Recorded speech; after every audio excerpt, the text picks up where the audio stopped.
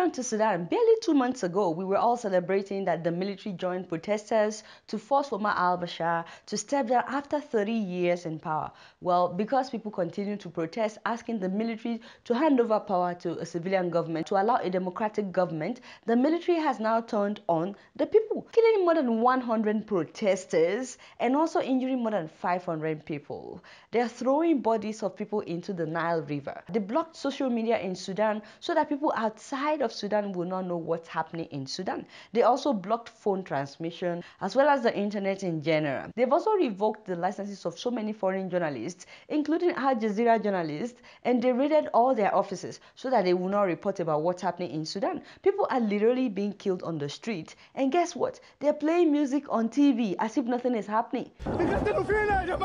People dying on the street, hundreds missing and injured, but they still show music on TV. Business as usual. And this is exactly what used to happen during Bashir. They made sure that the media is not talking about it. These military members were hugging civilians after the coup. They promised to hand over power. So, is it a coincidence, by the way, that the crackdown on civilians started soon after the military transitional leaders visited Egypt, Saudi Arabia, and the UAE? You know, when they visited Saudi Arabia, Saudi gave the military transitional leaders $3 billion. 10 days after al-Bashir was deposed, the Saudi and Emirati governments sent Sudan $3 billion worth of aid. $billion? For what? Don't forget that since the Arab uprising of 2011, there have been several reports that Saudi Arabia and the UAE have promoted authoritarian governments run by military strongmen in so many countries. They allegedly do not want democracy in that region, the whole Arab Spring. There was an uprising in Bahrain, not far from Qatar. You know that they crushed that one. They also allegedly bankrolled a return to military dictatorship in Egypt. And speaking of Egypt, the Sudan military transitional government also visited the president of Egypt, El-Sisi, who came in through a coup. Don't forget that he also came in through a coup, and he's now the chairman of AU, African Union.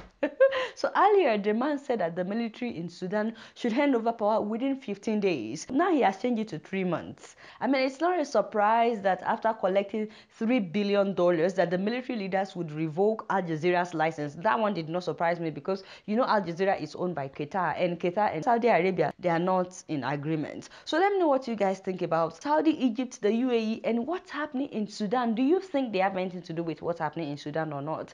You know, I sort of suspected this when the military in Sudan said that they will need about 2 years to transition to civilian government. I was like, I mean, it baffles me to see that African soldiers would take money from other countries and basically kill their own fellow citizens. I mean, that's like selling out your own people, and it breaks my heart. Anyway, this is just really heartbreaking. I honestly don't know how to express my condolences to the people of Sudan, all of them that have lost loved ones during this protest. You guys not know much. Guess what? I'm just keeping it real.